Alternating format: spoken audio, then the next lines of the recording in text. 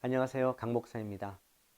오늘 가정에서 함께 예배 드리는 우리 모든 성도님들 그리고 차세대 아이들에게 하나님의 놀라운 위로와 은혜가 함께 하시기를 축복합니다.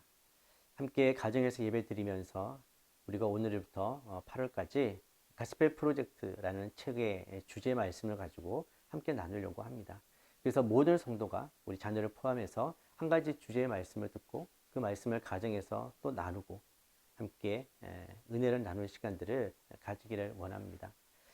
코로나 시대에 살아가면서 가정에서 계속 오랫동안 예배를 드리게 되는데요. 가정에서 혼자 예배 드리시고 또 혼자 신앙생활하기가 힘드시다고 생각합니다.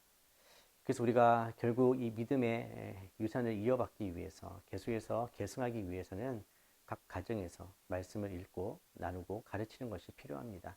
그래서 이 가스펠 프로젝트라는 책을 통해서 그 주제를 통해서 우리가 함께 동일한 말씀을 나누고 가르치고 은혜 받는 시간들을 꼭 가질 수 있게 되기를 간절히 원합니다. 가스펠 프로젝트는 신구약을 관통하는 예수 그리스도의 복음을 발견하고 그 복음의 참된 지혜를 깨닫고 삶에 적용하기 위해서 만든 교재입니다. 그래서 우리가 오늘 신약 1권을 이제 시작할 텐데요. 하나님께서 이 성경을 통해서 어떤 구원을 이루셨는지, 그리고 그 구원의 핵심은 예수님이라는 것을, 그리고 우리가 그 구원의 은혜와 이 진리를 확실하게 우리의 가슴판에 새길 수 있는 그런 시간이 되기를 간절히 원합니다.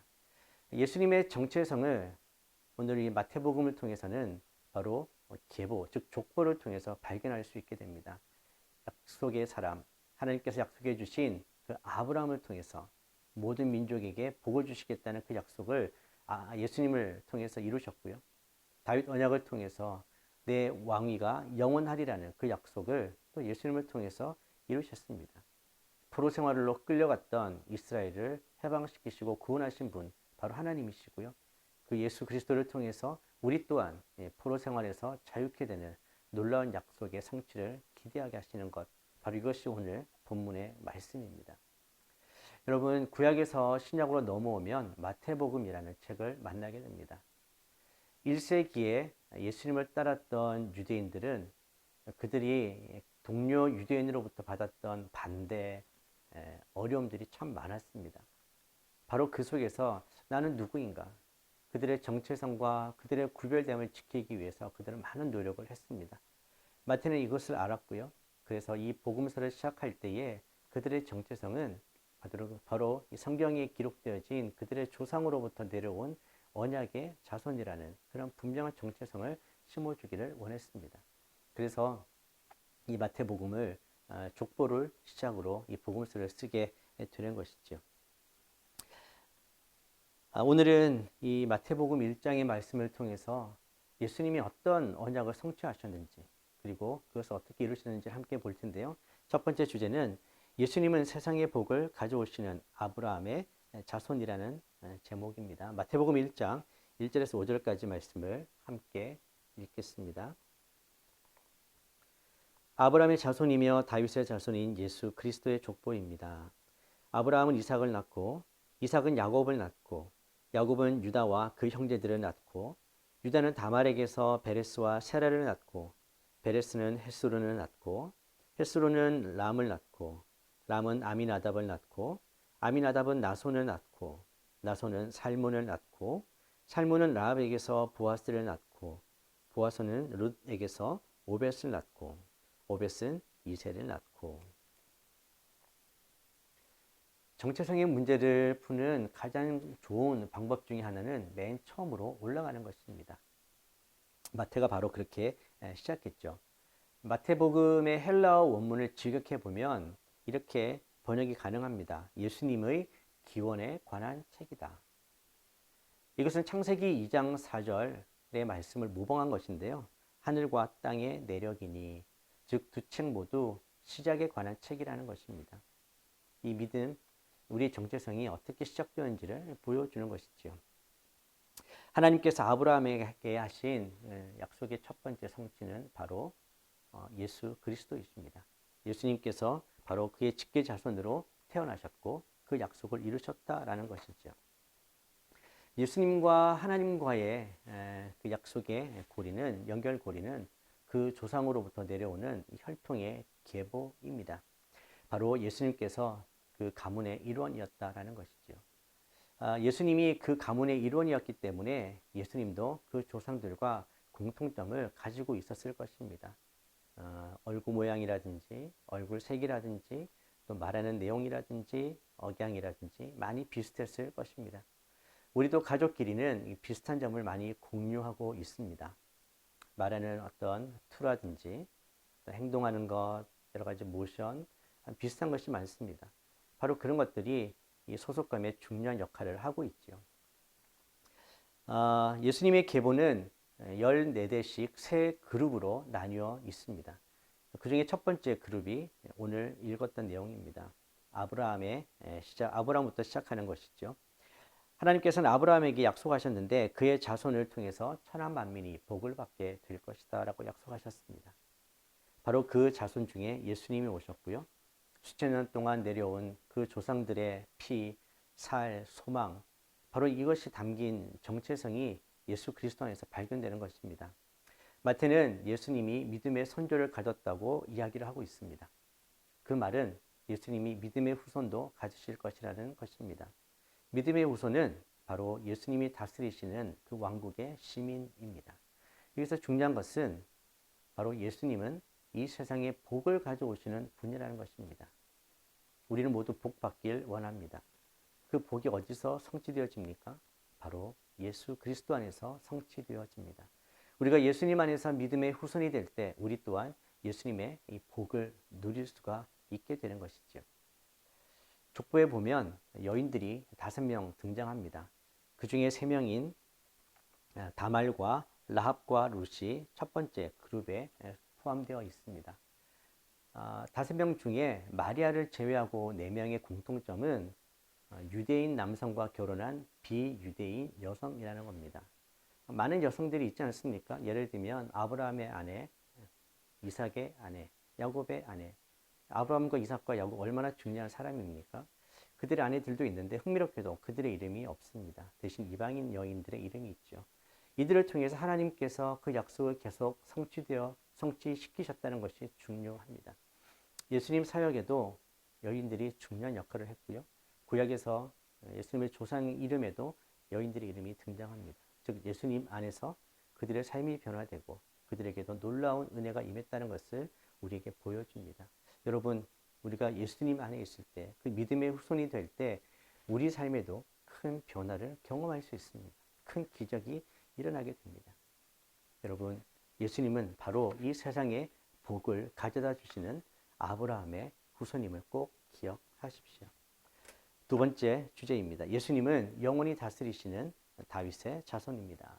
마태복음 1장 6절에서 11절까지 말씀입니다.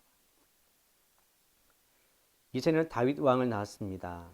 다윗은 원래 우리아의 아내였던 여인에게서 솔로몬을 낳고 솔로몬은 르호보암을 낳고 르호보암은 아비야를 낳고 아비야는 아사를 낳고 아사는 여호사밧을 낳고 여호사밧은 요람을 낳고 요람은 우시야를 낳고 우시야는 요담을 낳고 요담은 아하스를 낳고 아하스는 히스기야를 낳고 히스기야는 므낫세를 낳고 므낫세는 아몬을 낳고 아몬은 요시야를 낳고 요시야는 바빌론으로 잡혀갈 무렵에 요고나와 그 형제들을 낳았습니다. 이 두 번째 그룹의 핵심은 다윗입니다. 하나님과 특별한 교제를 나누었던 인물이죠. 유다왕 역대지략에 보면 바로 이 다윗을 모든 왕들의 기준점, 비교할 때에 다윗을 중심에 두고 있습니다. 그들의 조상 다윗이라는 표현들이 구약에 많이 등장을 합니다. 하나님께서는 이 다윗 언약을 주시면서 다윗의 왕권이 영원할 것이라는 것을 구약 여러 곳에서 말씀해 주셨습니다. 그 중에 한 곳을 읽겠습니다. 열왕기상 2장 4절 말씀입니다. 여호와께서 내 일에 대하여 말씀하시기를 만일 네 자손들이 그들의 길을 삼가 마음을 다하고 성품을 다하여 진실이 내 앞에서 행하면 이스라엘 왕 위에 오를 사람이 내게서 끊어지지 아니하리라 하신 말씀을 확실히 이루게 하시리라. 아멘. 주님은 이 약속의 말씀을 신중하게 생각하셨습니다. 하지만 구약을 보면 그 역사를 보면 그 누구도 이 약속의 말씀을 이 약속의 성취가 이루어지기 위해서 그들에게 요구하셨던 것을 지킨 왕이 없었습니다. 사실 다윗도 마찬가지였습니다. 그래서 우리는 과연 누가 이 왕위를 영원히 경고케 할 것인가에 대한 질문을 하게 됩니다. 유대인들은 메시아를 기다렸습니다. 이 영원한 왕, 그들에게 새로운 나라를 임하게 해줄 메시아를 기다렸습니다. 바로 그분이 예수 그리스도이셨습니다. 이사야 16장 5절을 보면 이사야는 이렇게 예언을 했습니다. 다윗의 장막에 인자함으로 왕위가 굳게 설 것이요 그 위에 앉을 자는 충실함으로 판결하며 정의를 구하며 공의를 신속히 행하리라. 많은 왕들이 약속을 저버렸고 신실하지 못했습니다. 그렇지만 하나님께서는 다윗에게 약속하셨던 영원한 왕권의 약속을 이루셨는데 여기서 우리가 기억해야 될 것이 있습니다. 바로 그 언약은 왕들의 실패와 그들의 성실함에 기초를 두고 있는 것이 아니라 하나님의 인자하심이라는 것입니다. 바로 헤세드입니다. 여러분이 알다시피 헤세드는 하나님의 언약에 기초한 사랑, 포기하지 않고 영원한 하나님의 사랑을 의미합니다. 바로 그 인자하심 때문에 이 다윗의 왕권이 계속해서 이어져 왔다는 것이고요. 그리고 이것이 결국 예수 그리스도를 통해서 온전히 성취되었다는 것을 우리는 알고 있습니다. 여러분, 예수님은 영원히 다스리시는 분이십니다. 옛날에도 다스리셨지만 지금 이 시기도 예수 그리스도가 다스리십니다. 우리에게는 이런 믿음의 눈이 필요합니다. 그래서 우리는 이 세상에 살고 있지만 이 세상에 속한 자가 아니라는 사실을 늘 기억하며 살아야 합니다. 왜냐하면 우리에게는 영원한 하늘나라, 본향이 있기 때문입니다. 그래서 이 세상에 살면서도 우리는 영원히 다스리시는 하나님을 바라보며 그 예수 그리스도의 통치 앞에 나아가야 합니다. 그래서 그것이 우리의 정체성이 될 때에 우리가 어떤 지역, 어떤 상황에 있더라도 우리는 하나님이 다스리시는 바로 그 예수님이 다스리시는 나라의 백성이라는 사실을 기억하고 그분의 통치에 순종할 때에 우리 또한 바로 하나님께서 약속하셨던 그 약속의 성취들을 경험할 수 있게 되는 것입니다. 예수님은 아브라함의 약속을 따라 온 열방에 복을 주셨습니다. 또한 다윗 언약을 따라서 이 세상을 영원히 다스리시고 통치하시는 분입니다. 여러분, 우리가 이것을 믿고 나아갈 때에 우리 또한 예수 그리스도 안에서 복을 받는 자요 하나님 나라의 백성으로서의 축복을 경험하게 되는 것입니다. 그것이 바로 우리의 정체성 되는 것입니다. 세 번째 주제는 예수님은 죄와 사망에 사로잡힌 포로 생활을 끝내시는 메시아이십니다. 마태복음 1장 12절에서 17절까지 말씀입니다. 바벨론으로 잡혀간 후로 여고냐는 스알디엘을 낳고 스알디엘은 스룹바벨을 낳고 스룹바벨은 아비옷을 낳고 아비옷은 엘리야김을 낳고 엘리야김은 아소르를 낳고 아소르는 사독을 낳고 사독은 아킴을 낳고 아킴은 엘리웃을 낳고 엘리웃은 엘르아사를 낳고 엘르아사는 mat단을 낳고 mat단은 야곱을 낳고 야곱은 마리아의 남편 요셉을 낳았고 마리아에게서 그리스도라 하는 예수께서 태어나셨습니다. 그러므로 아브라함부터 다윗까지가 모두 14대요. 다윗부터 바벨론으로 잡혀갈 때까지가 모두 14대요.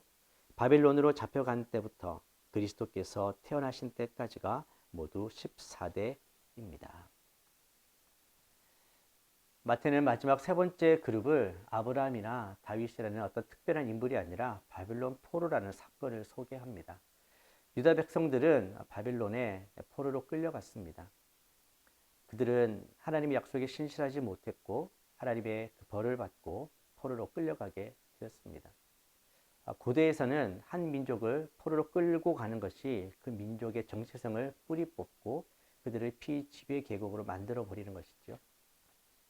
대부분은 일반적으로는 그렇게 포로로 끌려가게 되면 이방 사람들과 결혼을 하게 되고 그들의 정체성을 받아들이게 되면서 자기 민족성을 잃어버리게 됩니다. 하지만 유대 민족들은 독특하게도 그들이 포로로 끌려갔음에도 불구하고 그들과 구별되게 살 것을 결단하고 말씀을 읽고 외우면서 여전히 그들이 누구인지를 말씀 속에서 늘 찾아갔던 것입니다. 그래서 그들은 그들의 정체성을 잃지 않고 한 민족으로서 계속 살아갈 수 있었던 것입니다. 하나님의 백성은 흩어졌고 패배한 것처럼 보였습니다. 소망이 없는 것처럼 보였습니다. 그렇지만 하나님은 언약을 기억하고 계셨습니다. 예수 그리스도는 바로 이 포로 생활을 끝내시는 분이라는 것입니다. 하나님은 그들의 실패에도 불구하고 그들을 고국으로 인도해 주셨습니다. 예수님도 우리 인생에 여러 가지 실패가 있지만 그냥 내버려 두시는 분이 아니라 그것으로부터 우리를 구원해서 영원한 본향으로 인도해 주시는 분이십니다. 마태복음의 첫 독자, 바로 당시의 유대인들도 비슷한 상황에 있었습니다.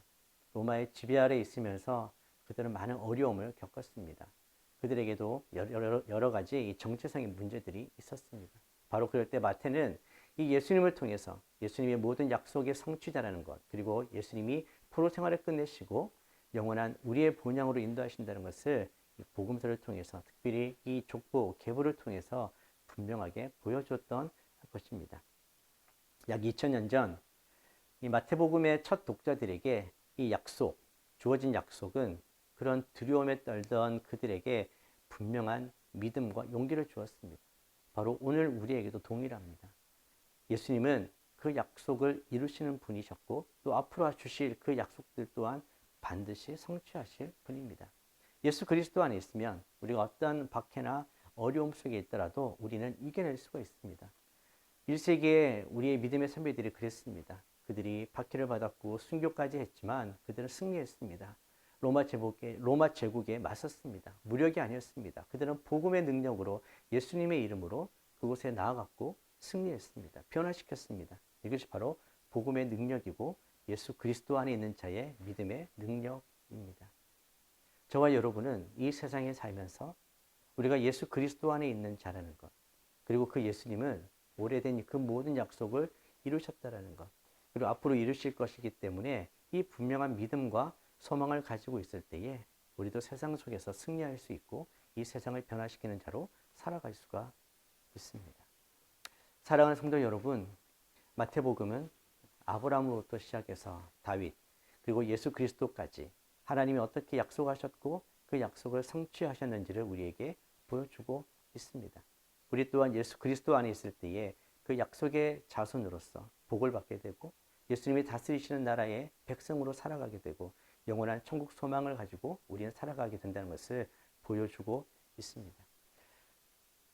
한국 기독교 역사에서도 우리 믿음의 선배들은 예수님을 믿는 것 때문에 많은 핍박과 고난을 받았습니다. 그러나 그들도 예수님에 대한 이 믿음과 약속을 붙들고 끝까지 승리했습니다. 그런 그들이 있었기 때문에 이 믿음의 유산이 지금 우리에게까지 왔습니다. 이제 중요한 것은 이 믿음의 유산을 우리의 자녀들에게 계속해서 전수하는 것입니다. 그러기 위해서 우리에게 무엇이 필요합니까? 우리는 예수님 안에서 언약의 성취를 우리도 경험할 수 있다는 것, 예수님께서 세상에 복을 주시는 분이고 예수님이 다스리신다는 것을 우리 삶에서 믿음으로 보여주어야 합니다.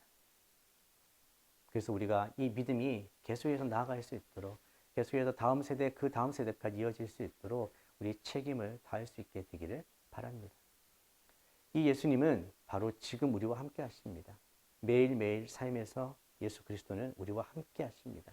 그래서 우리가 주님과 동행할 때, 주님 안에 있을 때 우리 또한 주님 안에서 주시는 그 복을 누릴 수 있음을 믿습니다. 여러분, 주님 안에서 복된 존재가 되십시오. 여러분, 예수님이 다스리신 나라의 백성의 그 특권과 축복을 누리며 사십시오. 여러분, 예수님은 우리의 모든 죄와 고통을 다 구원해 주시고 영원한 하나님 나라로 이끌어 주시는 분입니다. 이 믿음 잃지 마시고 하나님이 주시는 이 언약의 소망을 가지고 믿음으로 계속해서 나아가시게 되기를 간절히 소망합니다. 이번 한 주도 이 믿음과 소망으로 승리하는 저 여러분 되시기를 간절히 바랍니다. 함께 기도하겠습니다. 살아계신 하나님, 약속을 반드시 성취하시는 하나님, 우리가 예수 그리스도 안에서 언약의 백성으로서 하나님이 주시는 모든 복과 이 통치의 축복을 경험할 줄 믿습니다. 우리는 이 땅에 살지만 이 땅에 속한 자로 사는 것이 아니라 하나님 나라의 백성답게 살게 하여 주시고 이 복음을 붙들고 예수님을 바라보며 살아갈 수 있게 하여 주십시오. 1세기의 우리 믿음의 선배들이 그랬던 것처럼, 또 우리 한국 기독교 초창기의 믿음의 선배들이 그렇게 살았던 것처럼 예수님을 붙들고 복음을 붙들고 이 세상 가운데 나아가 승리하게 하시고 세상을 변화시킬 수 있는 자로 살게 하여 주시옵소서. 매일 우리와 함께 하시는 예수님, 그 주님과 함께 오늘도 내일도 승리하며 하나님 나라를 이루어가는 저희 모두가 되게 하여 주시옵소서. 이제는 우리 주 예수 그리스도의 은혜와 하나님의 크신 사랑과 성령님의 교통하심과 충만하심이 믿음으로 주님 앞에 나와 예배하는 주의 백성들과 그 가정과 자녀와 사업과 일터 위에, 선교사님들의 사역과 그 가정 위에, 그리고 이 나라와 민족과 교회 위에 이제부터 영원히 함께 하시기를 간절히 축원하옵나이다. 아멘.